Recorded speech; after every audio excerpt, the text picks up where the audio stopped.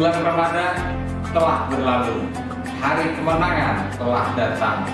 Mari bersihkan hati dan jiwa dari gelimang dosa. Assalamualaikum warahmatullahi wabarakatuh.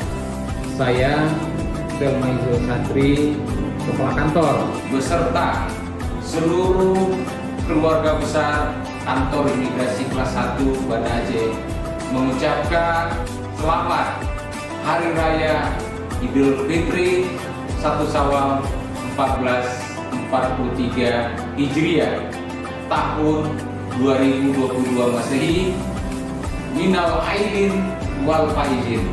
Mohon maaf lahir dan batin. Semoga Allah Subhanahu wa taala menjadikan kita semua sebagai hamba-hamba yang kembali fitrah. Wassalamualaikum warahmatullahi wabarakatuh.